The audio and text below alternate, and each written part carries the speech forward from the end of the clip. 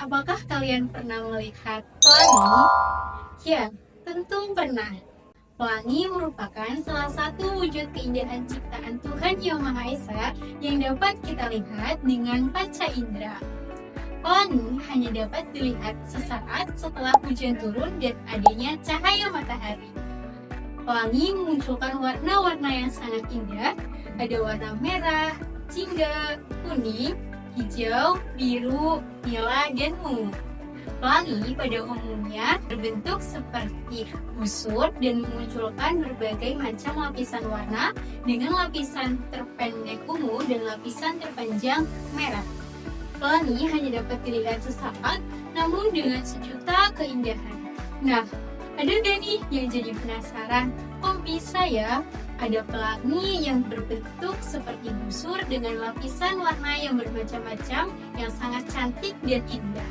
Informasi tentang terbentuknya pelangi dapat kita temukan pada bacaan yang disebut teks eksplanasi. Teks eksplanasi adalah teks yang berisi tentang alasan dan metode suatu peristiwa atau fenomena itu bisa terjadi.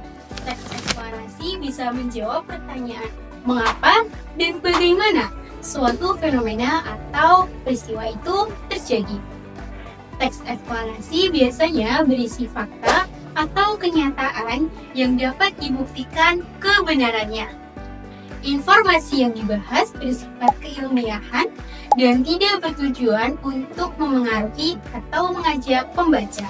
Teks eksplanasi dapat membahas tentang fenomena alam maupun fenomena sosial. Fenomena alam yang dibahas bisa seperti gerhana matahari, gerhana bulan, gempa bumi, tsunami, dan lain sebagainya. Sedangkan fenomena sosial bisa mencakup kondisi sosial, kondisi kebudayaan, ataupun ekonomi yang ada di lingkungan masyarakat. Contohnya, terjadinya konflik yang ada di daerah atau terjadinya konflik antar kelompok, keragaman batik yang ada di berbagai daerah, atau meningkatnya tokoh-tokoh online. Lalu, bagaimana sih struktur teks eksplanasi itu? Struktur teks eksplanasi ada 3 bagian. Bagian pertama berisi pernyataan umum.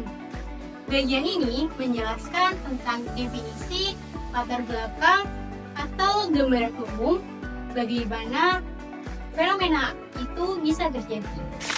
Bagian kedua ada deretan penjelas. Pada bagian ini berisi tentang rangkaian peristiwa dan bisa menjawab tentang mengapa dan bagaimana fenomena itu bisa terjadi. Dan bagian terakhir ada interpretasi.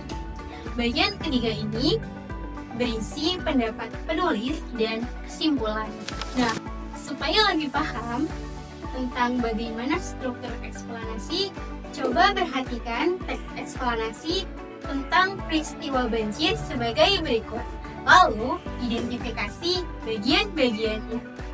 Paragraf pertama merupakan pernyataan umum karena berisi penjelasan tentang definisi dan keadaan umum pada peristiwa banjir. Lalu, bagian kedua termasuk deretan penjelas karena berisi tentang penyebab terjadinya banjir, yaitu curah hujan yang tinggi dan letak geografis berada lebih rendah dari permukaan laut. Terakhir, bagian terakhir merupakan interpretasi. Di akhir ini, penulis membuat kesimpulan tentang peristiwa banjir. Barusan, kita sudah membahas tentang pengertian, ciri-ciri, dan struktur teks eksplanasi.